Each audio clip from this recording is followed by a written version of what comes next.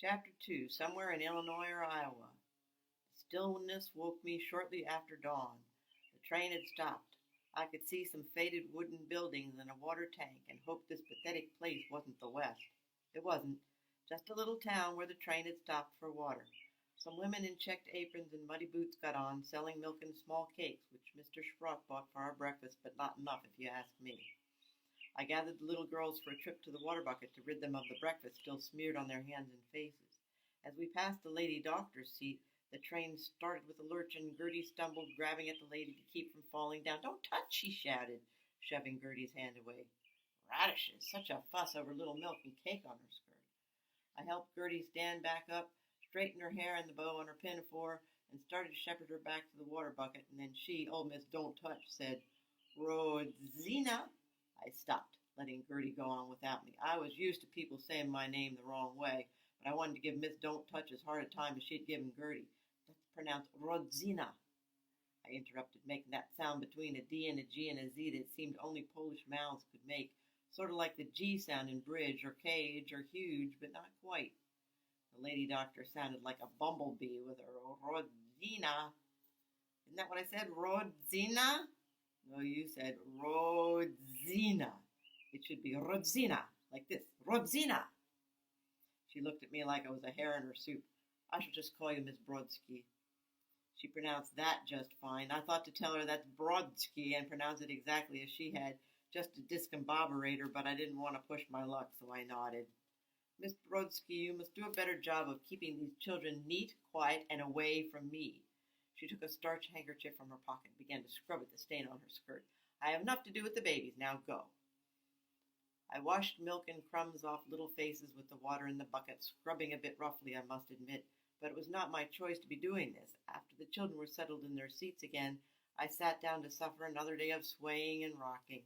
I could see nothing out the window but more Illinois or Iowa or wherever we were.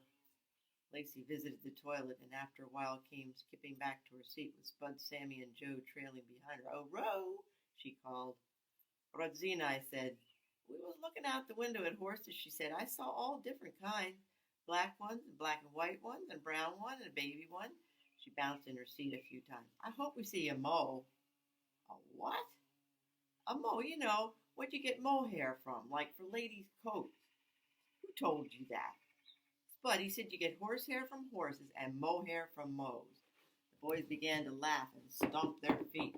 "And you're dumb enough to believe him?" I asked her. Her eyes filled with tears. "I'm not dumb, just slow. Them folks at the infant hospital said I was just slow and plumb fine to go west and work for my keep."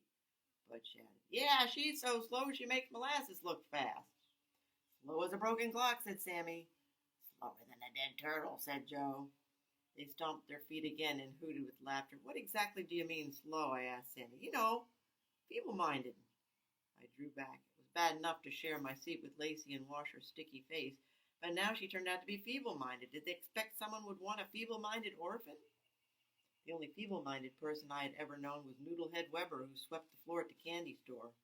Some of the kids threw rocks at him, but Mama wouldn't let me. She was always nice to him and made me call him Clarence and never Noodlehead.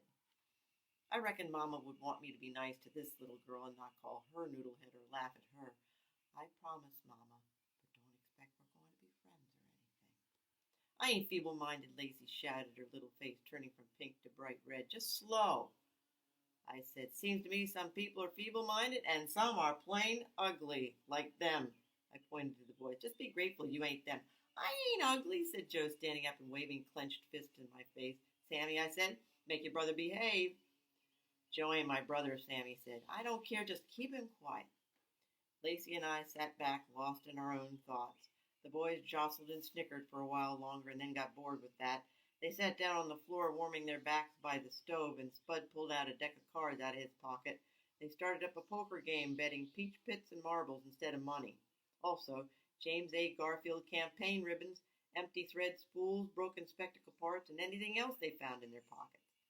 I guess the betting was more fun than the poker, for soon I heard Sammy call out, "Reckon I can hold my breath longer than any fellow on this here train." And Joe said, "Bet you there are at least 50 flies stuck on that flypaper."